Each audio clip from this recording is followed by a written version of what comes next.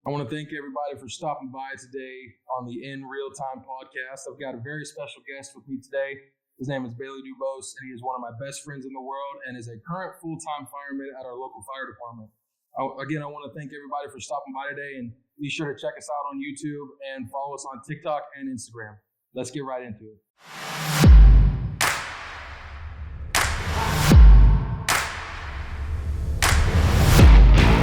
All right. Today, like I said, we have a very special guest today, Mr. Bailey DuBose. How you doing today, buddy? What do I do with my hands? Put your damn hands down. How you doing today, buddy? Oh, I'm doing great. Yeah. Everyday living, so Nice. Nice. Yeah, we went to the gym today and got a pretty good workout in this morning, huh? decent. Yeah. Yeah, you've been gone from the gym for like what, 2 weeks now?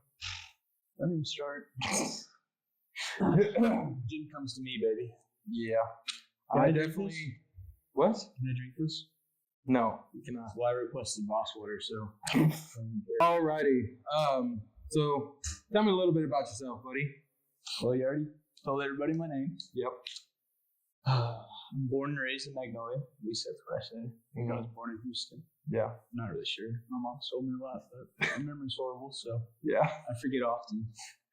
Born and raised in Magnolia. At some point when I was younger, we moved to Washington. I don't know if you knew that or not. In Washington? Yeah. Like Washington State? Yeah. What? My dad got a job out there. Hold the I've known you for like 5 years now. I don't talk 7 years. I don't talk about it because I don't remember it. I was so young. Oh my god, of course. Anyways, go ahead. This all could be wrong too. I know we were somewhere, but I'm pretty sure it was Washington. But I was young, so Yeah. we moved to Washington for, I guess, my dad's job or something. Eventually found our way back to Magnolia. Yeah, lived off of 1486, I believe. And what are your parents' names? Rebecca and Brian. And I got my stepmom who's also Rebecca. Oh wow. My stepdad, we call him Gator. Gator. But his name's John. We call him Gator because he's from Louisiana. Right. Yeah. And what do they do for work? My mom is a mom. Yeah. So that's what she does full time. It's a full-time job. Full-time job. I got six Especially dealing with siblings. you freaking Yes. Six siblings, so it's quite a bit. Jeez. My stepdad he has his own AC business. So Gotcha. it's a good time of year to be in that business. Yeah, it is. It's freaking 100 hot, today. man. It is hot. My dad does like heavy hauling, like those really big trucks. Oh yeah, yeah, that's right. And then my stepmom works for a construction company, I think as an accountant. Okay. In Magnolia. She's been there for a while. Gotcha. How long has your dad been driving the trucks? Could be way off. I want to say like 5 years. 5 years. He's done a lot. He's had his own company before. He's done dirt work, construction. He's done construction for most of my life. So I used to go out and work with him. Yeah, I definitely know how that goes. Working construction freaking life. It sucks ass, man. It's fun though. It was fun. Yeah. It was fun getting out there with my dad when I was younger. And when he did the dirt work, he'd throw me up on an excavator and dozer and just. Oh yeah, those are the I thought I was best doing times. something, but Yeah. really they'd have to come back and do more work. Right. And stuff. Right. Yeah. So growing up, how was the home life? Like, how was day to day sort of mojo of the house? It was great. I moved around a little bit because my parents are divorced. So Right. on weekends I'd go to my dad's. Every other weekend I'd go to my dad's. And then I was at my mom's. I grew up in a neighborhood at first, so hang out with all the buddies, and then eventually moved to what you know now as a house over off Stagecoach. Yeah. So that was fun. That was a change of scenery because we went from having a small backyard to 12 acres. Oh yeah, big old backyard. Me The and pond Caleb, and all so that. that's where I met Caleb at, and we would get back in the woods and just cause havoc. Yeah. What kind of stuff were y'all doing back then? I probably can't even talk about some of it. we were heathens, man. Riding four-wheelers, dirt bikes, building forts, cutting trees down, bigger trees than we probably should have been cutting down with an axe. Yeah. Not even chainsaws. It was fun. We weren't allowed to get into the heavy machinery just yet. Swimming in the creek. I mean, you name it, we probably did it back there. Yeah. Yeah. Gotcha. What kind of sports were you playing? Like, what did you grow up playing? Did you play like football, baseball? I played everything. I think like Little League baseball when I was younger. Mm-hmm. That was all right. I wasn't ever really interested in it. Yeah. I wasn't good at it either, so that's probably why. That's probably why you weren't very interested in it. Then I got into football. Started playing Red Cats. Red Cats. What is that? Just a league of football. That was our name. Red Cats. Was that like the local like tomball youth team? And then did you all play like teams from like other towns and stuff? Yeah, we That's traveled. funny. That's funny because whenever I grew up playing youth football, it was MYFA, and it was the Magnolia area, and MYFA was consisted of like 10 teams per like age group or whatever. So we were playing different teams, but they were all people from Magnolia. So we never really got to play any teams from out of town or anything like that. We never played Tomball people, never played whatever Montgomery people, nothing like that. It was always the youth here in Magnolia. We were always playing each other. But So what age were you whenever you got into football? I couldn't tell you an age, but I think I started in like 3rd or 4th grade, and then I played all the way up until 5th grade. Got out of it because I was like, football's not for me. That's when I was a big boy. So I was like, yeah. So I got out of it. I think 6th grade. So what would have been my varsity year as a Little League football player, I got out of it and then shortly realized that I should have stayed in because I stopped hanging out with all my friends. Football will do that to you. Did you play? So you said you quit in 5th grade, or you didn't play in 5th grade. Did you start playing in junior high? Yeah. So 7th grade, I started back up. That's when I came back. Nice. A little skinny kid. Yeah, a little skinny kid now. How did you go about that, anyways? Because as an adult like we are now, like we have a pretty fundamental understanding of what to do. But like, how did you go about it whenever you were a kid, not really knowing what to do? So looking back, when I first lost weight, I was like, man, I got after it and just lost all that weight. But there's definitely a mixture of I have ADHD really bad. You probably see it during this. Really? I'll be looking around. Who would have never thought? So I started on medication in 6th grade, and it pretty much stopped your eating. Like, you don't eat a whole lot. Oh. So a mixture of that and then just growing up, hit my growth spurt. So both of those just shredded the fat. Yeah. So I came into 7th grade just like this little skinny boy and no one recognized. Yeah. One summer just. It was over one summer. Just about. I mean, it started in the school year, but when I came back, people were like, "Oh, that's you." It was crazy. Gotcha. And so whenever you were playing youth football, what positions were you playing? I think I played lineman. I think I played running back a couple times, but it's just because I was big and run people over. Like, I was a big dude. I was a big boy, right, for my age. Yeah. And then getting into junior high, you're now this skinny kid that's probably not going to be put on the O-line or D line. So I started. I played quarterback a little bit and linebacker. And I stuck with those 2 positions through my freshman year. B-teamer all the way because I was a little tiny, scrawny kid. Yeah. And then I really just transitioned to linebacker. Yeah. It's a lot more fun hitting people than getting hit. Yeah. You know what I'm saying? Like, sure. I don't want to get hit. Right. Yeah. Yeah. It's a pain. As an offensive lineman, pretty much all-time offensive lineman, I haven't been anything other than an offensive lineman. Whenever I started playing football at 6, always offensive lineman. I finished whenever I went to Glenn as an offensive lineman. Just always an offensive lineman. So I was never really the one to deliver the initial hits, except for like in high school whenever we would go out on screens and we'd actually, be able to get out in the flats and actually, most of the people over. But other than that, as an offensive lineman, you're pretty much just absorbing linebackers coming at you, D-line rushing in, just always getting to absorb pretty much all the hits that you're taking. So you go through junior high. You said you're on the B team like that, and then 7th grade B team, 8th grade. Were you still on the B team? I think I might have been on A team. Moved up at some point in my junior. I don't remember if it was 7th or 8th. But then freshman year, because I mostly played quarterback. Freshman year, I was not. I was not that good. You played quarterback your freshman year? Yeah. And I was on the B team. I played a couple times. That's when I got that concussion. That was like probably my third concussion out of all 8 that I've had. Yeah. That's one. So you had a lot of concussions there, buddy. Screwed up in the head. Yeah. But yeah, that's the one we were playing Jersey Village, and I put my head down, knocked me out, got life-flighted. Oh, you got lifeline. Cost my parents a lot of money. Because the school didn't pay for it. Golly. Yeah. I was out, and I remember right before that hit, and I remember waking up in the hospital, and there was like giraffes and stuff. It was like animals on the show. I was like, where the hell am I? This gotta be what heaven's like. Bright lights. Gotcha. So 7th grade, you get on. You're on the freshman team, I assume. Mm-hmm. How was high school for you? At least starting off. It was great. Yeah, it was great.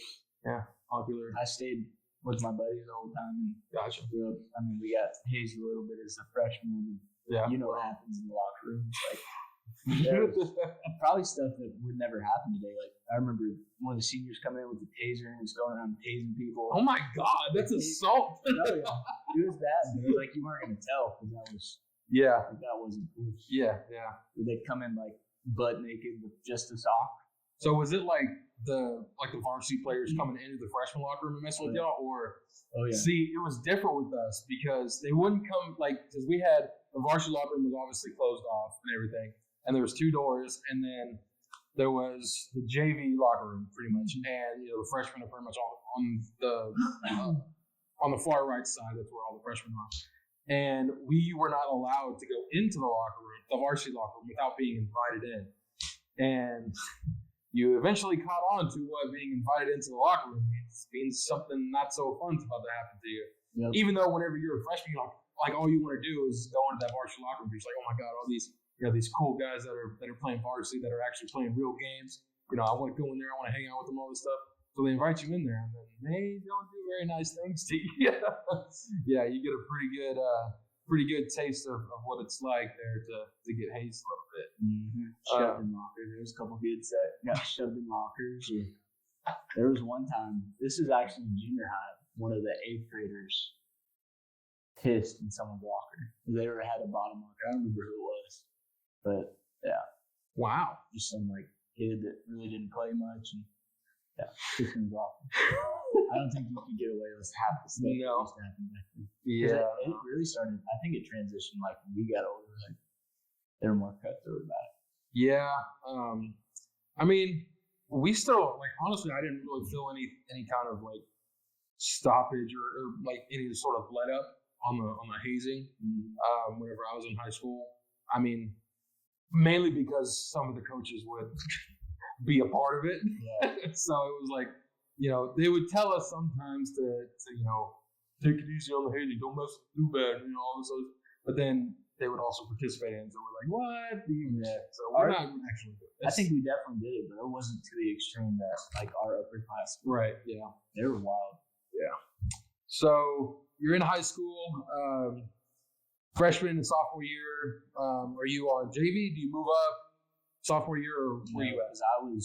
I stayed a scrawny kid till my junior year. Junior year was probably, and I know we'll get into this later, but it was probably the first year that I took, got into powerlifting and started working out. So that was the first time that I'd ever seen muscle growth, because I had been I feel like the same size from 7th grade to sophomore year. I was just who I was. Yeah. And that's how a lot of us were. We just kind of stayed the same size. And the people that worked out, like Caleb, his freshman year, he went to varsity. Yeah. Into freshman year. Yeah, I know about that. Yeah, because it was sort of the same situation for me.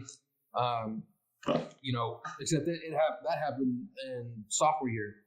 Whenever I go through the whole experience on not getting moved up to varsity my sophomore year, and all my friends, because I had been on A team, 18 freshmen, 18 junior high, and all of us on the A team were pretty close to each other because we were all there pretty much all the time. And so sophomore year comes around, pretty much all of them get moved up, and I'm stuck on the JV team, which ended up being a blessing in disguise, because that's whenever some clicked in my head right there, and I was like, man, this sucks. And it really, instead of it saying this sucks. I'm over this. I'm not gonna put in the work if they're not gonna appreciate blah blah blah. It actually did the complete opposite. It made me realize that I was screwing up on the field. I wasn't putting in the work that I'm supposed to do. And sophomore year, that's really whenever it's really stepped up for me, especially in the off season. So yeah, I kind of feel like that's. I feel like I remember you saying that when you were first. Yeah. I put in a crap ton of work sophomore year like that. I went both ways. I started both ways. I don't go both ways. That's what she said. I started both ways, offense and defense. The only time that I wasn't on the field was special teams, and then like that was just. I mean, football. I busted my ass in football, but then off season came around, and that's whenever you can feel the coaches really evaluating you, because if anybody can perform well on the football field, but how well are you going to do whenever you're going through this military style off season? So that was the off season that year was like the turning point for me, and then like that my junior year I got moved up to varsity. But so junior year you say you're getting more into powerlifting. No, right. And I started during the summers, so I'd taken the medication I was on. Mm-hmm. I think I took it through the summers, up to my sophomore year, and that summer I just stopped taking it. Mm-hmm. So I started eating more. So it's like the diet part to the real daily. You can see a year's different. I look like 5 years older than what I really was a year before. Crazy how that works. Yeah. You eat right, and you work out, and you get bigger. Yeah. Yeah. So junior year, you're getting into powerlifting and everything like that. Are you on varsity your junior year? No. Okay, gotcha. Yeah, I don't really think, because they had a pretty stout varsity. I think it was Caleb and maybe a few others, very select few. Gotcha. Went up to varsity. Yeah. Gotcha.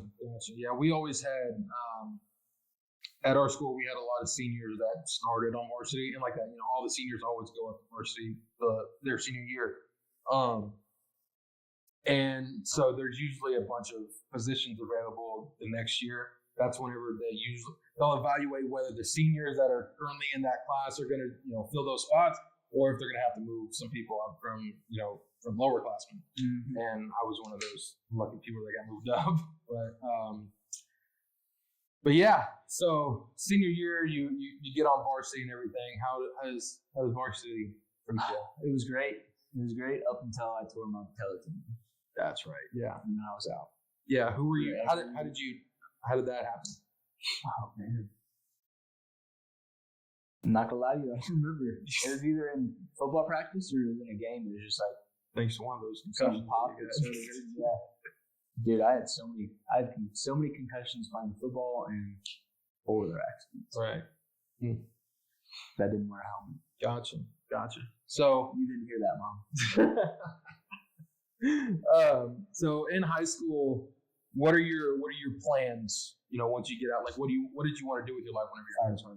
Oh, really? So that's what you always wanted to do. Mm-hmm. Gotcha. So what made that happen? What made you want to do that? So my dad volunteered since I was young. So as soon as I think it was 15 you could join. So as soon as I was 15 years old, I joined the fire department as a volunteer. Gotcha. So I was already, before I graduated, I already had my foot. I was already getting to do stuff. So you couldn't do too much as a younger guy. You could do quite a bit, but you couldn't go and burning buildings. You couldn't do the fun stuff, basically. Yeah. Some of the stuff you got to do is a little fun, but for the most part, you're pretty much a gopher. Oh, yeah.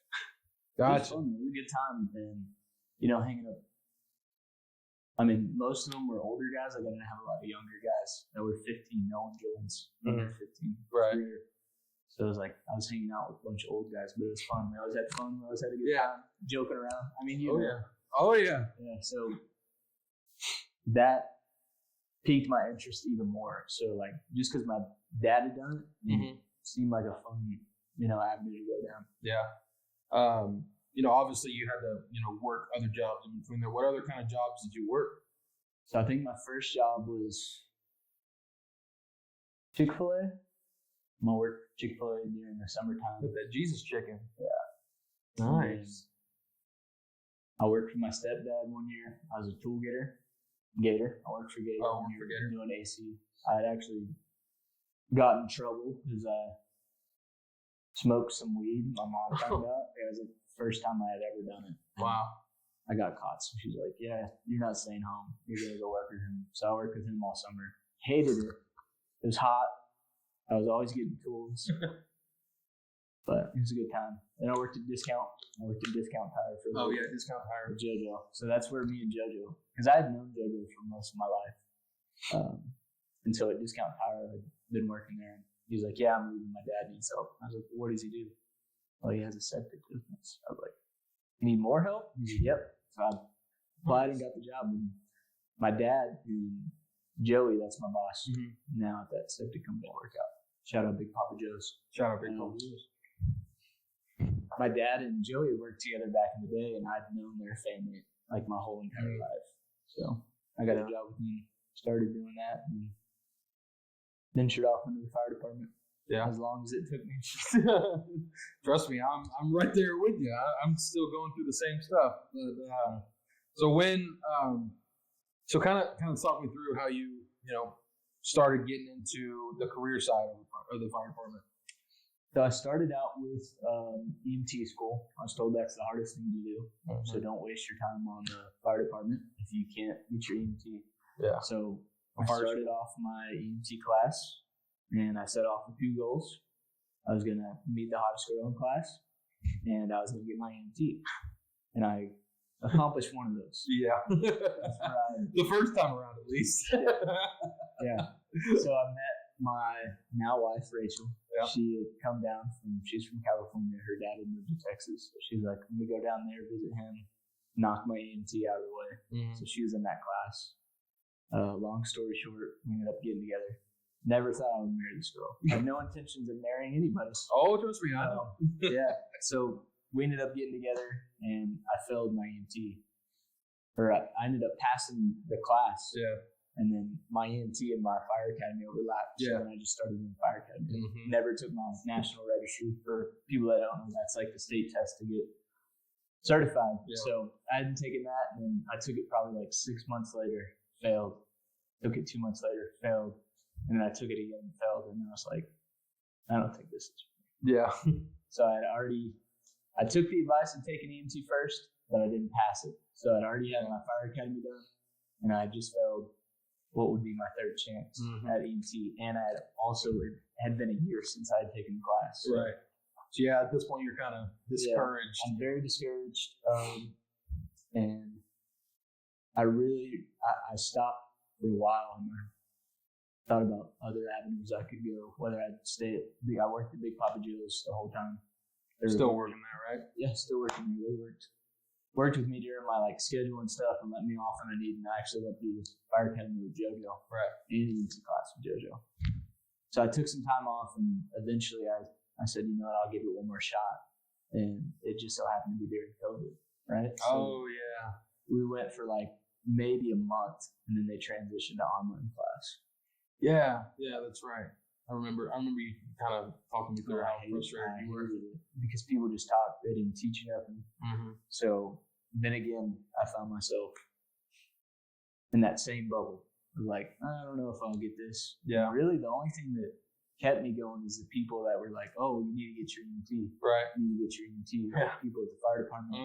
You, Rachel, whatever. So I was like, I'll give it one more shot. So I finished out the class, passed the class again.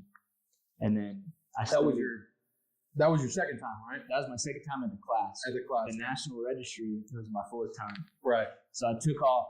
I didn't take off. I worked. I still worked, but in the afternoons, I didn't go out. I didn't party. I studied for about a month.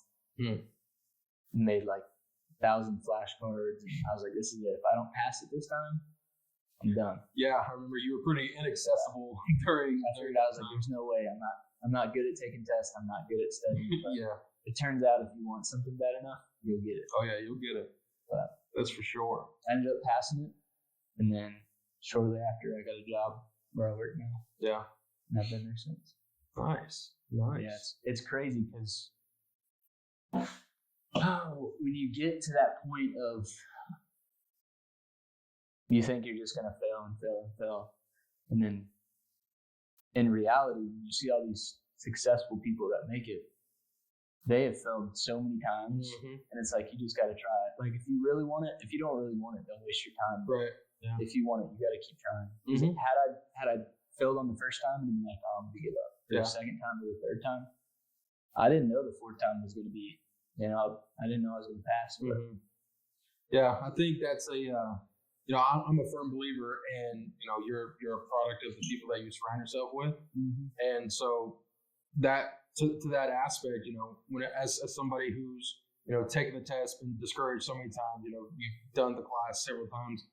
If you're not going up, and luckily for us, we were able to volunteer still, and so we were able to be exposed to those guys, and still talk to them, and they gave enough of a shit about us to keep you going, and it speaks volumes to if somebody who's not in like on a volunteer basis and is not really surrounded by people that are career firemen, even part-time firemen, at that point sometimes it can be a deciding factor on whether or not you actually go through with it. And I mean it kind of sucks in a way if you're not being surrounded by like-minded firemen, to be able to tell you these things that like, dude, like, yeah, I understand you failed. You can ask almost any fireman in this house. We've all failed, several times. So at that point you're just kind of like, oh, okay, so this is just kind of normal. It makes you push a little bit further. I think also in the aspect of like who you surround yourself with. So there's a lot of people out there that want to see you fail. Right? Oh, yeah. And so I failed 3 times. So I'd given everybody around me not to believe in me, right? It'd been easy for everyone to be like, oh, he's going to fail again. Right. And they're probably right. Most of the time they're right. And so if you get people around you that encourage you and that still believe in you, it helps you out for sure. Oh, yeah. Not even just from a fireman aspect. Like my parents have always been supportive. Rachel's been supportive. My friends have been supportive. I've been blessed to be surrounded by people that want the best for me. I think that's really what you need in life, because it's really easy to come to the people that are like, no, you ain't got this. Because there's a lot of people out there that want to see it. And a lot of times those people that are saying you don't got this, or they don't necessarily come out and say you don't got this. They're like, oh man, it's all right. We'll figure something out. It seems like sometimes that those people they don't want you to excel above them. They want to keep you level with themselves so that they don't feel sorry for themselves because somebody else is doing the same thing. But yeah, it speaks volumes to the importance of surrounding yourself with people that are supportive instead of people that are corrosive. Oh yeah, definitely, for sure. And so, how long have you been at the fire department now? As a full time? Yeah, full time. I think a little over a year and a half. Year and a half. And then, so you said you've been like involved in the fire department since you were 15. So that's like what? 2014, I believe. 2014 or 2015, I joined. So like 9 years, just under 10 years. Yeah. Nice. You already got all that freaking experience, dude. Sort of. As much experience as a volunteer can have. That's the thing that I really, thought about, because you always hear like, oh, volunteers, they don't know what they're doing, right? And coming from a volunteer to full time, from my perspective, what I see in that is like, if you're a paid professional, right, that means you dedicate this allotted amount of time to train, right? Whereas volunteers, they dedicate a lot of time and they do a lot of good, right? But as a volunteer, I wasn't, just in a year and a half that I've been full time. Right. I'm not at the level I was when I was a volunteer. I've surpassed that. Yeah. As a volunteer, when they said, I was like, no, I'm pretty good, Right. I know what I'm doing. So moving from a volunteer to a full time, you're going from the hours that you can volunteer and go up there and kind of train to now you're a professional. So I'm there just about 9 days a month. Right. And then you're training every day, most of the days. And then now you also go to trainings outside of work. So my belief is that, volunteers aren't up to that level. But if you take that same person that's a volunteer and you put him to a full-time, it'd be the same thing. Like he's going to be 10 times better than he was as a volunteer. It's not the person, it's just the amount of time. Mm-hmm. Because you also have to think that volunteers are obviously, I mean, some people make, that's how they make their living is as a volunteer.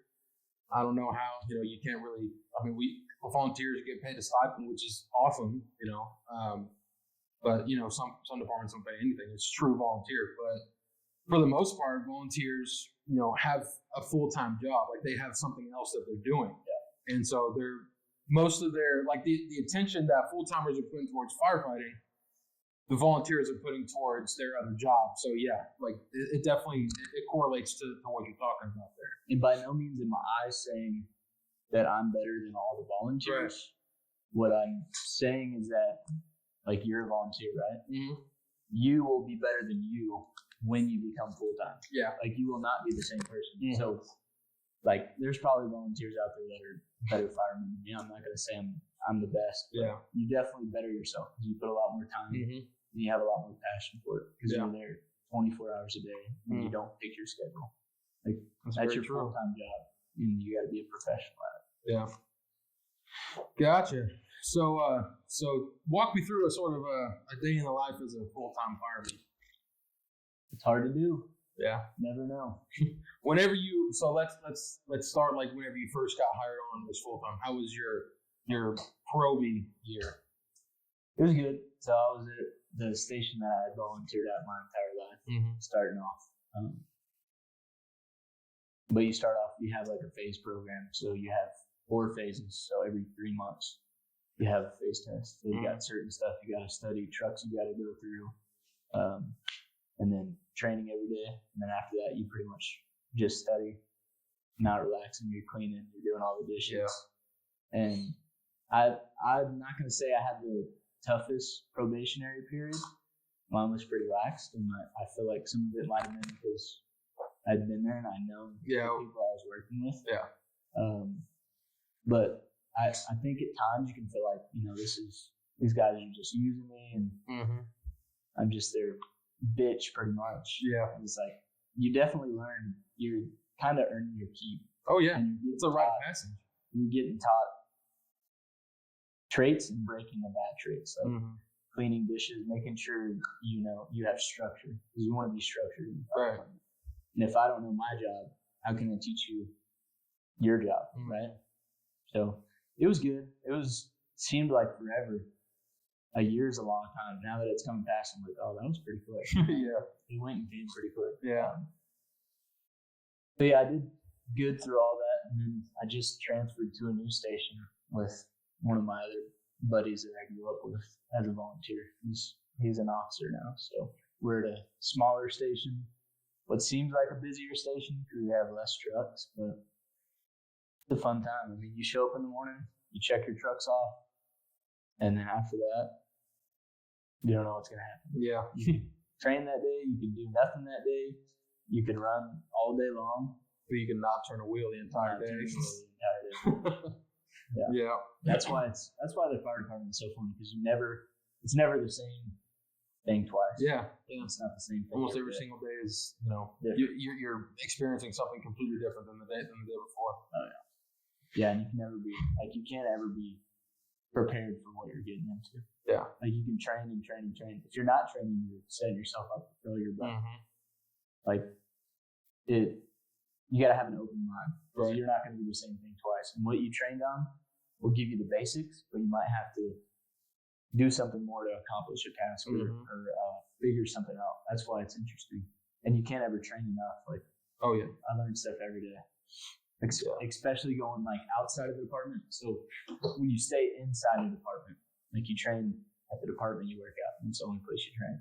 And let's say you're the senior guy that's teaching me. I only know what you're teaching me, right? Yeah. I only know what you know, and I only know what I know. So when you get out and you venture out into like trainings outside your department, you learn a million different ways. Yeah. So I try to urge people. There's actually a part-timer that works in Magnolia that planted that seed in me. I've never gone to an outside training ever. And now I'm trying to do it a lot more because you learn. They're called nuggets. We call them nuggets. You just get little fire nuggets. Yeah. It's just basically little lessons or tricks of the trade, and you're learning from people that have 30 plus years experience, people that work in different areas. Like we're a little bit more rural out here. Yeah. But then you got people from like San Antonio or like New York. Like you get people all over teaching you stuff. That got that good experience. And you might not ever use it, but one day you might. You can't ever have too much knowledge. Right. Yeah. And that's, it kind of goes against what, sort of I've been, told by certain full timers, and maybe I'm, paraphrasing a little bit or taking, what they're saying and, not representing in the best way. But I know a lot of people have said that, once you get out of fire school, you learn a basic understanding of how a fire department or what it's like to be a fireman. And then you'll go to a department and they're going to say, here's what you learned in fire school. This is the way we do it here. And this is the only way that we're going to do it here. And some people don't want you to, to veer off of what exactly they're trying to force down your head as this is gospel. This is the only way to do it. And so, whenever you say that, you got guys that say, venture out and learn some different things to be able to bring back to make us better as a not just a station, but as a department, potentially. Mm-hmm. Yeah, I've only been there full time for a year and a half, but between the two stations I've been at, they're very open minded. Like you'll definitely get some guys that are it's my way or the highway. Right. But the officers that I work for were very open. Like I'd go to these trainings and I'd learn stuff and I'd bring it back to them. Well, let's try it out. Right. Because if it works, then why not? Why not do it? But that's how you grow. The people that I feel like once you get stuck in that mindset of we're going to do it this way and this way only, you're limiting yourself to what you're capable of. I don't know if I'm trying to think of where it was at, but one of the fires up north a long time ago, they had fought fires with like pretty much a booster line, right? And they ended up killing a bunch of firemen, and that was like their wake up call. Yeah. Right? Like they got to change their ways. Like they didn't have the water supply they needed. They didn't have the GPMs they needed coming out of their nozzle to knock the fire down because the fire was too big. The fire had gotten behind them. Like there's like a bunch of studies on it. But what I'm getting to by saying that is that if you don't move with the times and you don't learn, like eventually Magnolia is going to be more of a city than it is right now, right? Or Tomball or Conroe or like all these rural places out here. If you don't stay with the times and learn from people that work in cities or wherever they work, then you're setting yourself up for a disaster. Right. And you're going to learn from something that's going to get somebody killed. Yeah, absolutely. There's a lot of truth in that. Alrighty. So as far as fitness goes, like your sort of fitness walk, you're kind of a fitness nut now. You said you started really getting into it whenever you were a sophomore or junior in high school. So how was that sort of changed? Like whenever, of course everybody gets into it, whenever you're in high school, or at least as a football player, you get into working on all this stuff because you're forced to do it as a football player. But like, once I think a lot of athletes can relate to this is once you get out of the sport that you're in high school, you're having to go through the off season, every year that you're there. And so you're always getting to work out. You're always, having conditioning and always being, active basically. But then you graduate, say, somebody who doesn't go to college and plays the sport or continues to play the sport. It's just like that. It's just, you're just done with it. And a lot of people end up doing what I did. Just fucking, flipped up because, you have a basic understanding of how to work out, but you take the structure of having your coach there to force you to do it, then now you have the freedom to do it yourself. It's like, no, I'm not going to do that. So how has that sort of affected you? Like, did you ever go through anything like that? Oh yeah, definitely. Even in high school, even when I was working out all the time, right out of high school, I was pretty good. I worked out at Planet Fitness. Yeah. Oh, I remember the Planet Fitness days. Yeah. So I did that for a while, and then it seemed to be always when I got into a relationship, I was just go here and then Yeah. So I did pretty good. And then I met Rachel, and that was right around the time of like not passing my EMT and stuff like that. So I just kind of stayed working, trying to figure out my life. And then I got super back into it, right? Yeah. I went through probably like 8 different phases. Oh yeah, same. Yeah. Lose it, gain it. I always made a promise though, because when I was bigger in 5th or 6th grade, whenever it was, I was like, I'll never do that again. Yeah. I can promise you I'll never do that. Yeah. There was always like, I'd work out and then I'd stop working out and I'd hit a certain weight. And I'd be like, all right, kick it back in and I bring it back down and I'd stop. And now I'm just trying to do this. Trying to be at my full potential. Weight's going like this, full potential's going like that. Yeah. But yeah, after that I started really getting into working out, and then I ended watching people on YouTube that have no idea what they're talking about. These fake workouts. Yeah.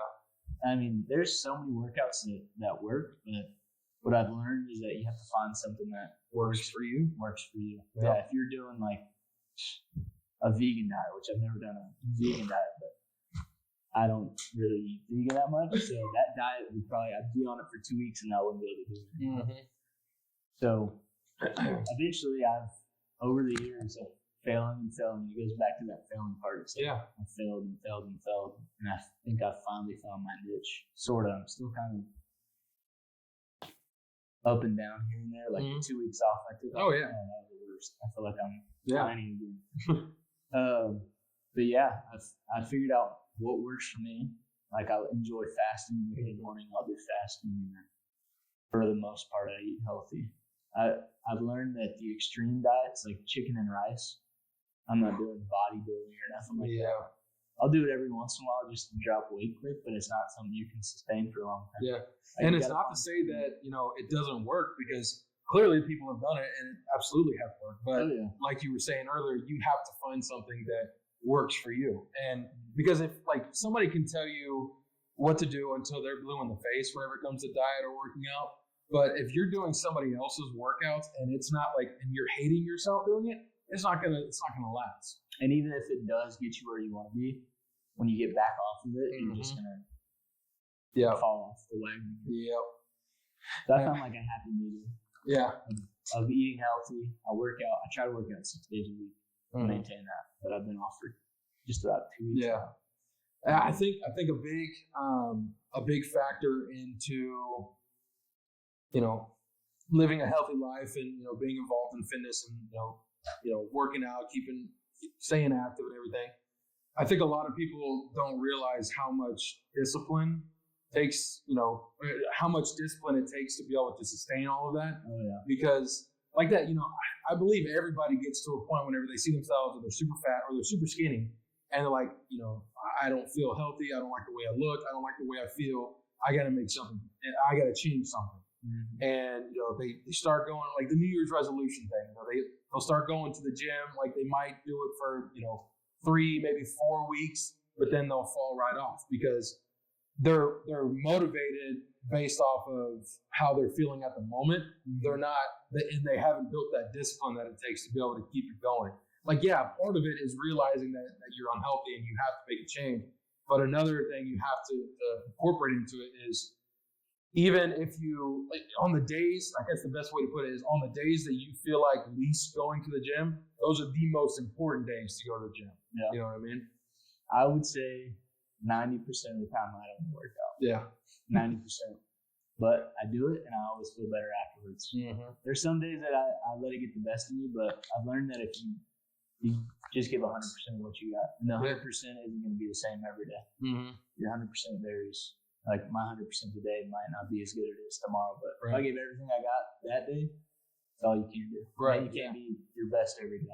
Oh, absolutely. You're going to be sick. You're going to have trials and tribulations. Mm-hmm. But yeah, as long as I'd say you get disciplined, because I don't want to work out. Yeah. I'm like, probably won't. And see, I'm the complete opposite. That's the highlight of my day usually. Like, I'll go to work and everything. And I'll have I agree with you. Either like a bad or good day at work. Like that, I'm looking forward to going to the gym most days. Like of course there's days when I'm like, fuck this, I'm not going. And then I'm like, no, you fat piece of shit, get your ass to the gym and get to work. And then like that. Once you get to the gym and you're already there, and then you take your pre-workout or you drink coffee, whatever people want to do. You take that stuff. You're like, let's get after it. Let's go. It's sort of crazy how that stuff works. Yeah. Another thing is, when I was younger, I used to think I'd get results like 2 months. Mm-hmm. I can do this in 2 months. And I've learned that it takes a good while. Yeah. So I used to not stick with it because I'd be 2 months and be like, this isn't really working. Mm-hmm. It's like I never got to that point of seeing the progress because I didn't stick with it. Right. You just stick with it and you'll see progress, especially if you change. You don't have to change a whole lot, but say you don't work out, you go start working out, you're going to see it. Oh, yeah. You're going to feel better. Yeah, absolutely.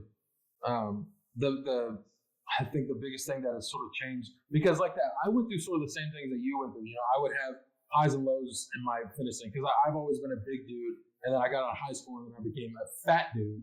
And so, of course, I always struggled with my weight and everything. And, I would go on these diets, high, protein, low fat, all this other stuff.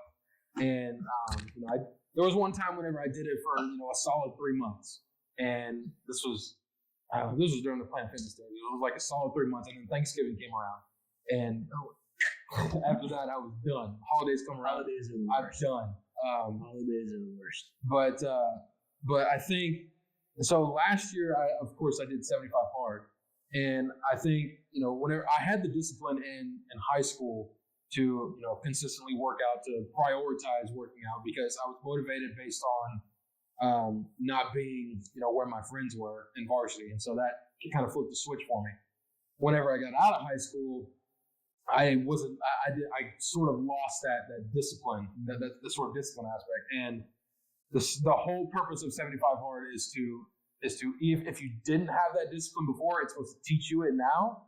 Yeah. Or if you used to have the discipline and you don't anymore, it's supposed to revive that discipline. Mm-hmm. And I absolutely credit that to why I've stayed so consistent this year. Last year I did 75 hard, and I ended up getting all the freaking weight back because I was doing carnivore, and I was like, screw it, man. I'll start in 2 weeks. I'll start it up again in 2 weeks, and I never did. Like, I went to the gym, a few, I stayed kind of consistent in the gym towards the end of that year, but for the most part, I had accomplished something, and I'm like, yeah, I'm good. I'm good now. And then this the first of this year came around. I'm like, yeah, right back to where I was, and I don't know what happened, but it was like at work they did a Biggest Loser competition, and at first it was a competition, but then I was like, I'm just gonna keep it going, I've switched diets, here and there to kind of change some stuff up, but I really think learning the disciplines of just showing up and keeping the thought of is this like if you're going to eat out or something like that, is this going to benefit what I'm trying to do, or is it going to be negative for what I'm trying to do? Yeah. Having that voice in the back of your mind is a game changer. I firmly believe that's why I've stayed so consistent over this year, because like that it's what, September? No, end of August. So 8 months. It's the longest I've ever been consistent. Besides being in high school. Yeah, I know you're kind of doing the same thing. You've been, what was it, like over a year and a half or something like that? You've been pretty consistent working out in the gym and everything. Just about. Yeah, it's paid off. That's what I'll say. Like what you're talking about, doing 75 hard last year, and then after you got off of it, you kind of went back to the old ways. Yeah. And so I think that's the problem with having these diets where you have, like, I think 75 hard is a great program. If you stick to it, like, you saw a lot of benefits. But the problem is when you come off of it, you're like, all right, 75 days is over, I can do whatever I want. Right? And then a lot of people have the mindset of, like, most people don't do it for the right reasons. Like, I want to look good for this cruise. And then the cruise comes and they stop. And that's it, right? Yeah, like, I want to look good, yes, but I also want to be healthier. Yep. My job requires it. It doesn't necessarily require it, but if you want to be the best performer that you're gonna be, you have to be healthy. If you want to live a long life, like firefighters get cancer all the time. I don't really want to have cancer, so I could be healthier now. Yeah. I'm not and especially if you don't want to be. I just have a happy medium. Like I don't go off the walls like I used to, or do extreme diets and then gain it all back. I just have like I call it a lifestyle change. You gotta have a lifestyle change. Yeah. So it's you're eating healthy most of the time, and now you have those days off where you can do whatever you want. And people are gonna listen to it and be like, "Oh, lifestyle change is so cringy," and it's like it sounds cringy. It's cringy, but at the end of the day, it is what it is. Like that's what it's gonna take. You can't just work out for 3 months and then take off 3 months and expect amazing. Like you have to stay consistent. And that's why instead of going crazy and then not doing anything, if you just meet in the middle and then you just stay at this level for the rest of your life, like you can maintain. Yeah. You can do a little bit more extreme or be a little more relaxed depending on where you're at in your life. Yeah. And like that, nobody's like us saying, you have to have a lifestyle change on this podcast. They're not going to hear that and it's just going to automatically change. Like it'll probably plant the seed, or at least I hope it'll plant the seed for them to, sort of make a change. But a podcast isn't going to be the thing that motivates you to get healthy or to get in the gym or anything like that. It can be the initial motivator, but at the end of the day, to be sustainable, you have to have discipline and you have to have a understanding that you're not trying to achieve a certain goal, and there's not really an end to it. The end to it is death, pretty much. Yeah. That's pretty much how you gotta look at it. Is you can say you have like certain, like you want to lift this amount of weight, you want to weigh this amount, you want to have this percentage of body fat. You can set those little goals, but at the end of the day, the goal should be just to keep doing it, just to stay at it, just to be healthy. Exactly. There's a quote that says, I might be off a little bit, but working out is hard, being fat is hard. Yep. Choose your heart. Absolutely. Every time I've been, and I say overweight, I've never been that big since I used to be, but when I'm not working out and I'm not eating right, like I feel it. Like I don't have motivation to do nothing. Yeah. So there's benefits other than just, you look good. You look good, you feel good, you can perform better, you're more motivated to do stuff. Yeah. There's so many benefits from working out, and it doesn't have to be crazy working out. Just go out and do something. Yeah, just move. And walk. It's like a switch in your body. It just makes you feel better. Have you sort of built up a sort of anxiety on, whenever you miss the gym? You're like, the last 2 weeks have been hell. Yeah. I'm like, I don't know if I'll ever get back on it. Might as well fall off the bandwagon right now. Yeah, it's crazy how that works. Like you feel like you just either shrunk in size or got really fat. It's just like that. Yeah. And like that, it's, on the days off, whenever I'm off from the gym, like I have my set days off now, but like whenever I was doing, pretty much every single day I was working out, and then days that I would say, okay, I need a rest. That rest day would come, and then I feel like, oh my gosh, what am I doing? I'm missing the gym. I'm going to be fat again. It's just all going to go to shit, all this hard work and everything. But I don't know. It's like I get an anxiety from missing the gym. Yeah. Yeah, I'm no professional. And if people want professional opinions, they need to go talk to someone that's studied it. But that's just what I've always wanted to do it on my own. Like I never wanted a personal trainer. I thought about it because it'd be easier having someone tell you what to do. But I think it's more rewarding when you do it yourself and you figure it out yourself, because you know your body better than anybody else. And if you figure out what works for you, works for me doesn't work for you. Me and you do completely different things. Yeah. I couldn't do what you do, but I found what works for me, and it works for me. Yeah, so exactly. That would be my biggest set of advice in the fitness industry, is just figure out what works for you and stick to it. And not like, you have to jump on the bandwagon of every diet. I did that when I was younger. It's a waste of time. Yeah, you got like that. You got all these influencers on YouTube, on TikTok, on Instagram that will tell you what to do, and you do this, and you do that. And 5-minute ads works every time. V-shred. Yeah, they all. I mean, people just need to realize that health and fitness is not a linear line. Like it can vary based on all shapes and sizes of different people. medical conditions. There's like different medical conditions. Different access traumas that you've been through in your life. Yeah. You know, that all can play for There's a lot. Yeah, there's a lot. For sure. The whole aspect of it is, you know, it's a lot of people think it's just a physical thing, and it's honestly, I think it's more of a mental thing. It's mentality rather than a physical. Mm-hmm. Like, of course, physical, like it might be 60-40, or maybe 70-30, or 80-20, but yeah, with that, I still think that being in the right mental space whenever it comes to dieting and living a healthy lifestyle is probably the most. Yeah, very beneficial on your mental health. Absolutely, very beneficial. Absolutely. So that pretty much brings us up to the current day, right? Just about, yeah. Cool. All right. Now reach the portion of the show where we're gonna pick a few topics and sort of give our intake or our input. We're gonna give our intake after a short break because the mics died. We went to lunch. Ty gave me a margarita. He shouldn't have. This is definitely going in the bloopers. There's definitely gonna be a blooper reel on there. This should be on the main show. I don't know why. I mean, you're not gonna have another guest like me to get people to come back. Well, anyways, I'd come back to see me. You know, we're gonna go over a few topics and give our input on them, and yeah, let's just get right on into it. The first topic we got today is the song "Richmond North of Richmond" by Mr. Oliver Anthony. It's Richmond. I said that. North of Richmond. I said that. Okay.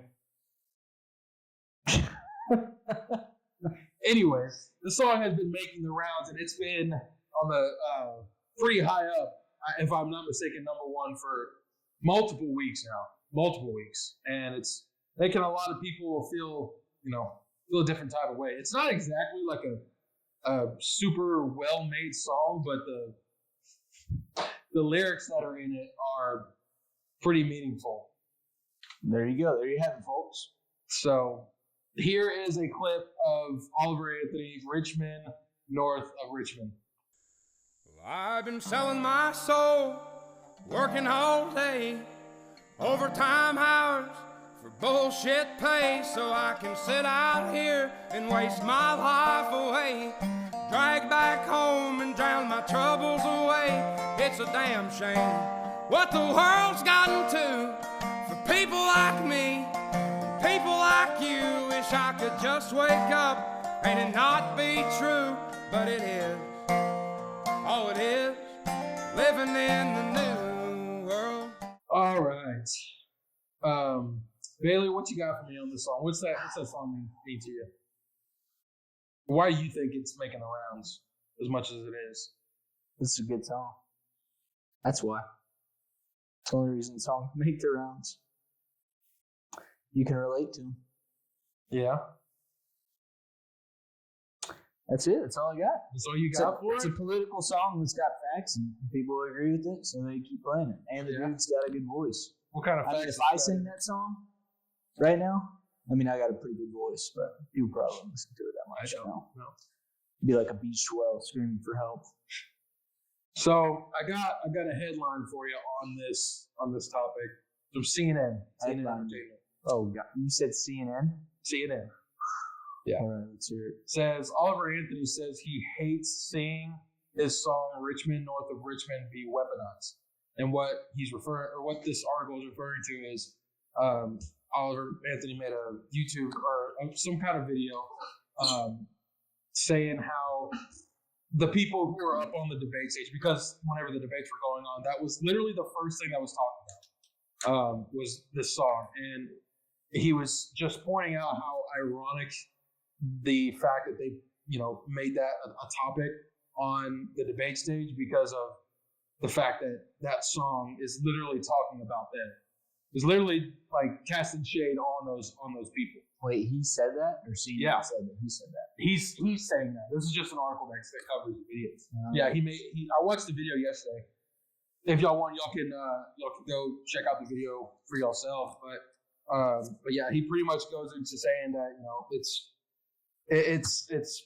kind of ironic that the people that song is being used for the people that are up on the debate stage's benefit whenever that song is indeed about them. Yeah. It's not just about Joe Biden. It's not just about Donald Trump. No, it's not just about Obama. It's about government officials leading our country in a very bad way, and us the people having to pick up the slack, and the people who are the ones that are actually suffering while they're the ones that are making all the money and controlling everything. Yep. I get that. That makes sense. It says... I don't think I saw that part of the debate, so I can't really speak too much on it. Yeah. It says... it quotes him here. It says, "The one thing that has bothered me is seeing people wrap politics up into this," Anthony said. "It's aggravating seeing people on conservative news try to identify with me like I'm one of them. It's aggravating seeing certain musicians and politicians act like we're buddies and act like we're fighting the same struggle here, like that we're trying to present the same message." The song in which Anthony sings about working hard and paying taxes just to waste his life away has been embraced by conservatives. Anthony, though, was critical in the video toward both sides of the political spectrum and said his ballad has nothing to do with Democratic President Joe Biden.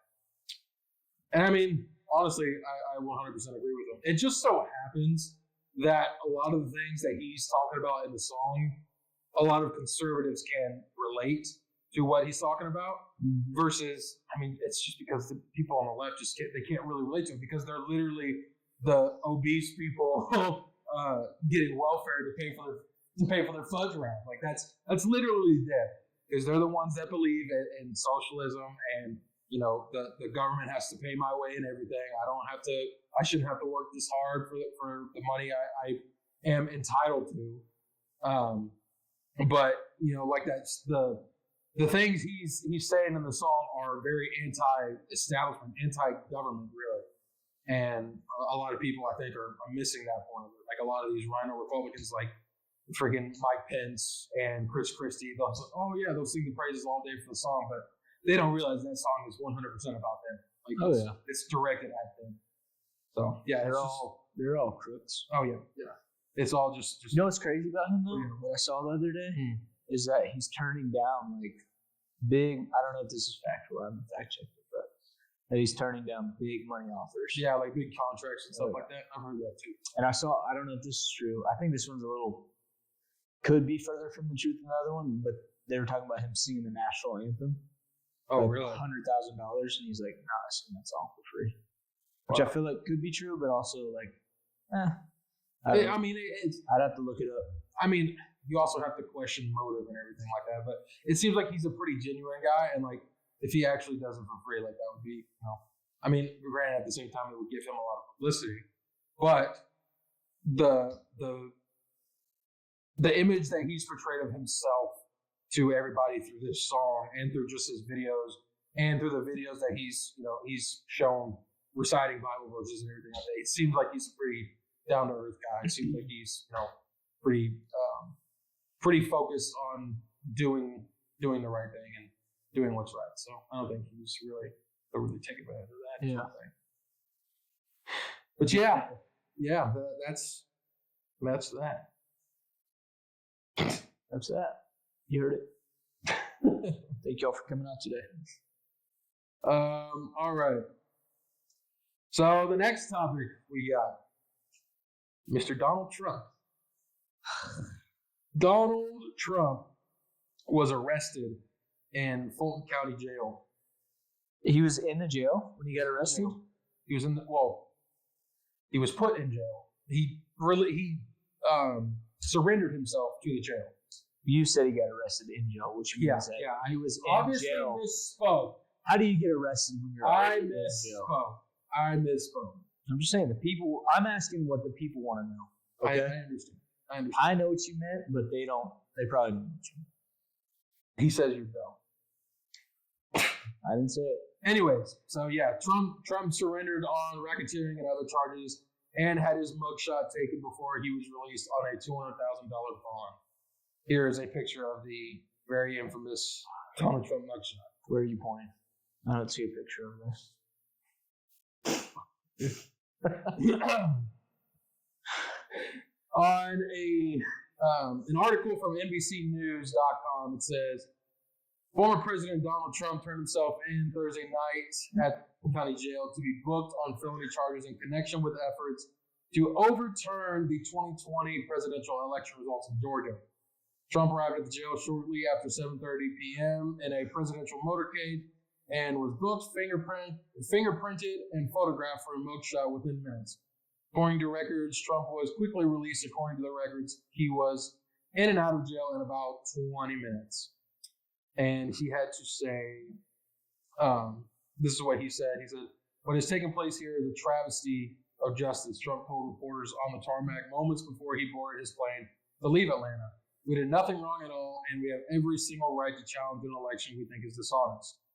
The arrest was Trump's fourth since April, and it was the first time he or any former U.S. president had his mugshot taken. The booking took place in a state that was largely ground zero for his bogus stolen election claim.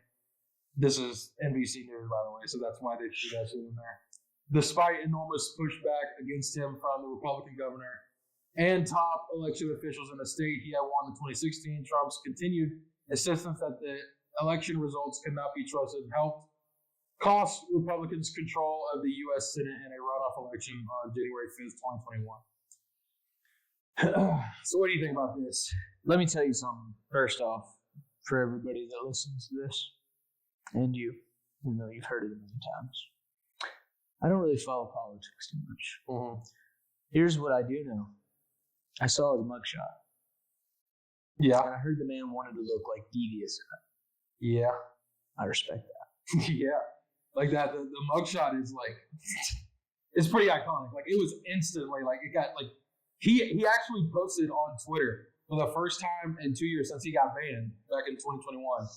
He posted that mugshot with a link to his foundation or whatever to help support the campaign. It was the most like thug life moment ever. Dude's an animal. Yeah. The other thing I think about it is, and I just go with my intuition, right? Mm-hmm. I don't do a whole lot of digging or research. Right. I just go what I think is right. Seems to me that they're doing a lot to try to stop that guy. Mm-hmm. Which is not, I mean, if he's in the wrong, so be it. Why don't they do that for other presidents? Oh, yeah. That probably got some dirt on. Mm-hmm. I don't know. Seems a little. Well, I mean, like that to what you said, you know, this is the fourth indictment that they have. Yeah, you know, it's all based on their political agenda, their fear of losing control of the government, of losing control over us. Really, that's what they're really afraid of. Mm-hmm.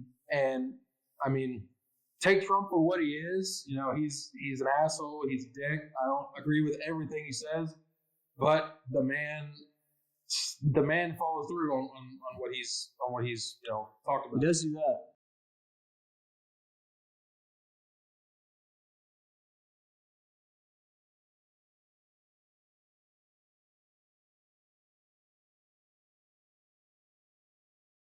All right. So here we go with the first TikTok. Thank Everybody who's listening on audio only, go over to YouTube, In Real Time Podcast on YouTube, and you'll be able to see these. Like and subscribe. Yes, sir. Leave a comment. All right, let's get into it.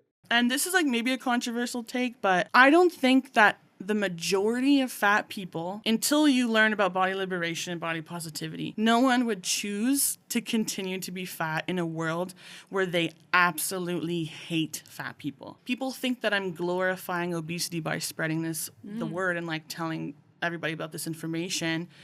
Trust me, I wouldn't recommend anybody be fat in this world. It is horrible. It is so traumatizing. It is so isolating. People are evil. They are cruel. Strangers think it's okay to tell you on the bus, you're fat, you should lose weight, you're disgusting. Like, it's nonstop. And that leads to people isolating themselves and like seeking comfort through food. All right. Scoot your chair back over there.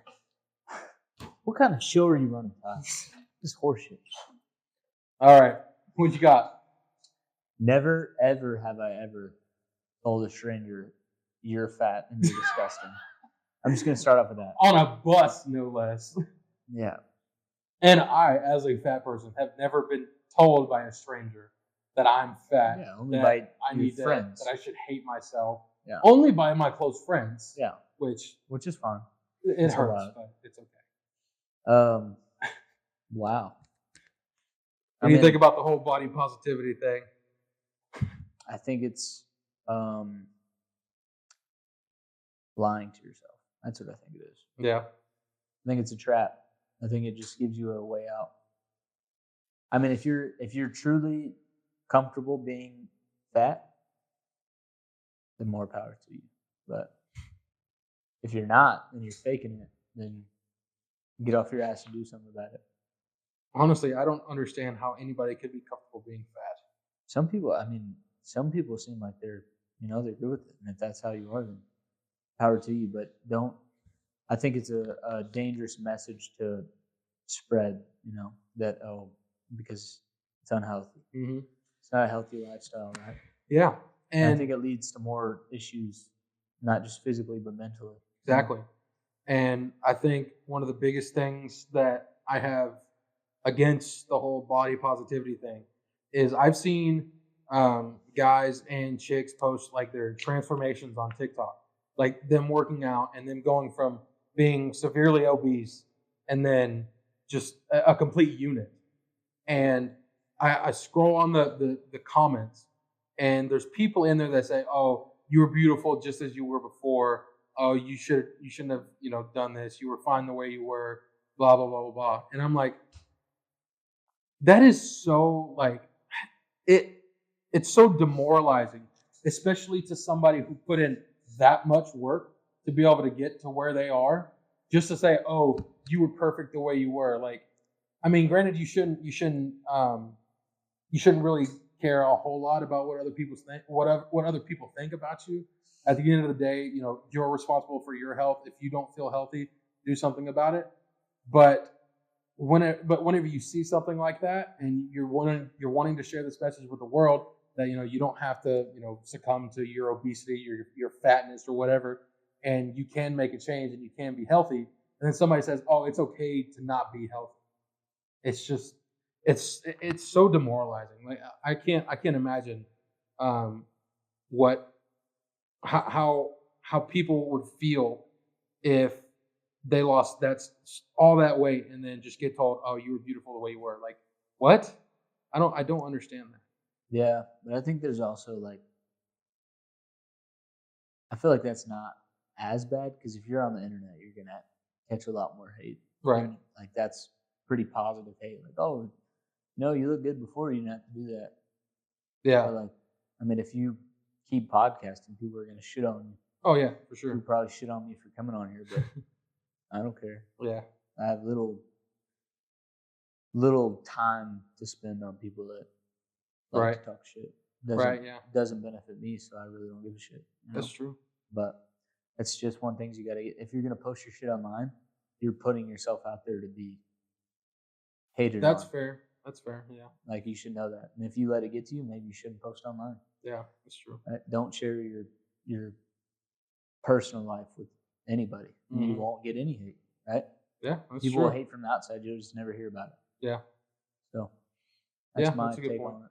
Yeah. People can talk. Let them talk. That's just fuel for the fire. Right. Yep.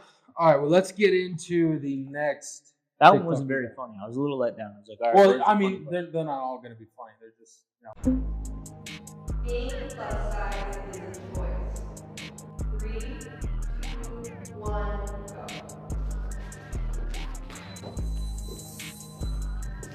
go. I lost 60 pounds in 6 months. Everyone was so happy for me. I hated myself.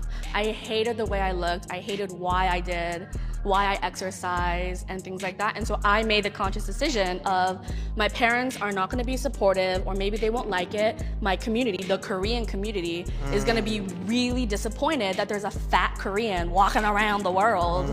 But it was a choice for me to say, well, I don't wanna work out 8 hours a day, every day, and hate what I look like to be skinnier. So I'm gonna let myself eat more than a quarter cup of white rice today.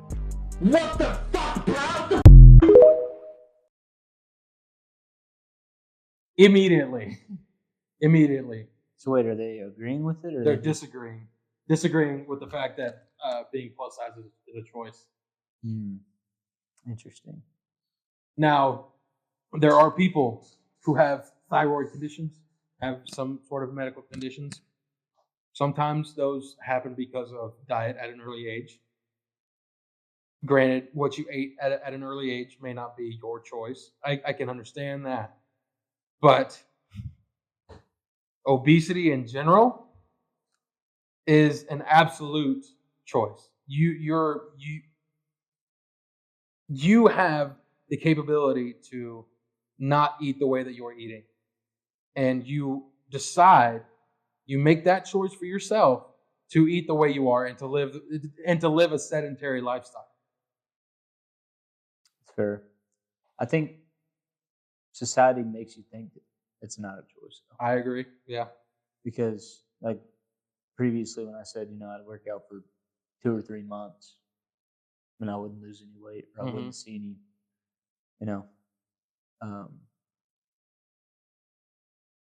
it's because people lie or they say, hey, you can do this in this amount of time. Right. And if it doesn't happen, you're like, well, it doesn't work for me. So I think some people, not all people, some people are just misinformed about, like you can lose the weight. Yeah. I just think they don't have the information, and I think the internet's getting better about information, but there's still a lot of misleading stuff that could change your thought about that. And if you're already struggling with that mental battle with being fat and you can't lose it, then you might think that it's not a choice. But right. It's 100% a choice. I mean, it just encourages like that. Maybe these people believe exactly believe the fact that they honestly don't have a choice on whether or not that they're going to be fat or not. But like you said, it's probably because another fat person or another influencer has said that they're perfect the way they are. And I absolutely disagree with that. I'm a firm believer in that we are always in a constant state of we're always in a constant state of bettering ourselves, or at least we should be. Yeah. And if you're not, then you need to switch up what you are doing and change course so that you can be on a course to be bettering yourselves. Because at the end of the day, none of us are perfect. We're not all going to be perfect. But what you can do is put in some effort. I'm not telling you to completely devote your life to, working out and exercising. Some people do that and it works for them, but some people have to do it gradually, over time, a little bit over time. I get that. But you have to do it. Like you can't you can't let thoughts like this that, it's a choice or it's not a choice that you're fat whenever it clearly is. You're clearly making the wrong decisions whenever it comes to what you put in your mouth and whenever it comes to how much you're exercising. You don't get a choice. Oh, yeah. You don't choose your parents. You don't choose what you're born into. But, after a certain period of time, it's like it's all your decisions that line up for what your future is. If you're lazy, you're probably not going to have the best, the brightest future. You're not going to be your full potential. Whereas if you switch your gears and you start working your butt off, your whole life is a series of decisions. So where you're at 15 years from now could be a decision you make right now. Yep. And you may think, oh, I didn't decide to be like this. Well, inadvertently you did. Yeah. Because you didn't change right now. Yeah. I feel like the world's just uneducated. And I'm no professional by any means, but that's just my personal opinion. And I feel like in our country, I can understand like China or Africa or, some kind of third world country that doesn't have access to as much information as we do. Yeah. But as people, as Americans, we have, and pretty much everybody has a freaking smartphone. And almost, I would say even more people have social media. It's not hard to be able to, or to even look at something or at somebody, some influencer that's somewhat healthy. He may not even be like a health nut. It's just somebody who is somewhat in healthy stature, to see them and be like, damn, yeah, I'm not very healthy. And then, whenever, and that's why I really like TikTok, because the algorithm, like if you see that stuff and you start liking it and you watch it for longer, it's going to give you more of it because it sees that you're interacting with it more. Vice versa. It does work vice versa. But if you like all this fitness and being healthy and stuff like that, it's going to give you more. So I don't think that we have the excuse as Americans of information ignorance, basically. I think it's also, like I said, missing information. Just as quickly as you can find information, it can be wrong information. Right. Like someone looks up 5-minute abs. Yeah. Like, well, shit, I can't. I'm not. He did it, right? Mm-hmm. I don't know who would believe that, but I'm sure there's people out there that believe. Well, I mean, he said it, and he has abs, so Right. it's got to work. It's not working for me, so I guess maybe I just don't have. That's why I hate the. A lot of people say you don't have genetics, which is true, but for someone that doesn't understand that concept, if you work out for 2 months and you don't see a lot of results, you're like, oh, I just don't have the genetics for it. No. It's not true. You can actually get very far. Mm-hmm. You may not be able to build muscle like some of these people that look like they're on steroids. Yeah, like They might be Chris on- Bumstead. Or, They might be on steroids. Yeah. And also the fact of like, in order to obtain like a lower body fat year round and look muscular, either takes a lot of work and dedication, or you're on supplements. Mhm. You're on steroids. Right. That's my belief. I think you either have really good genetics and you work your ass off, or you take steroids. And a lot of Right. these guys, 100% take steroids. Like you don't get that big. Oh yeah. I mean, not that big. You get that big eat a lot. Yeah. Yeah. You know what I'm talking about. Yeah. Yeah. The guys that like participate in Mr. Olympia and everything. And I that's, mean, yeah, like and I feel like pretty much all of them are pretty transparent with the fact that they do use steroids. And some of them, but some of them, it's like, some of them look natural, but like the bigger guys, like the fucking yep, Liver King. Liver King, yeah. It's That like was if crazy. you do this, you're gonna get in shape. Well, then people do that and they don't get in shape, Mm-hmm. and they're like, well, what's wrong with me? Right. That's where that Right. well, being fat isn't a choice, because I did exactly what that guy's doing. He's shredded. He's huge, but Yeah. it didn't work for me. Well, you want to know why? Because he's on steroids. Yeah. You don't eat 8,000 calories Literally. a day and Mm. not put on any fat. That's ridiculous. Yeah. All right. Well, let's get into another one. It's a little lighter one. It's a funny one.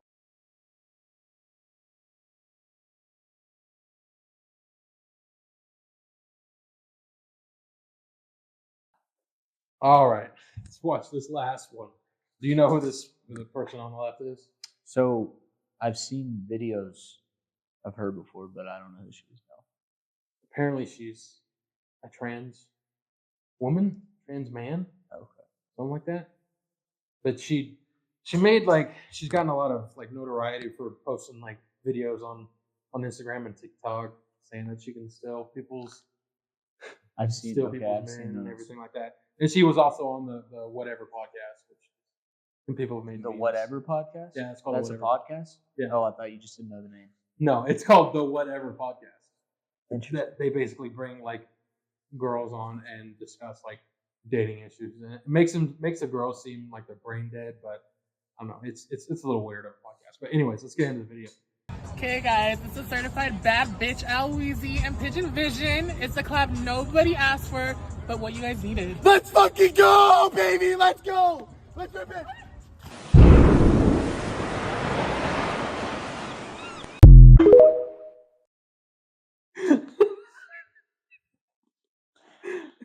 People with their edits, man.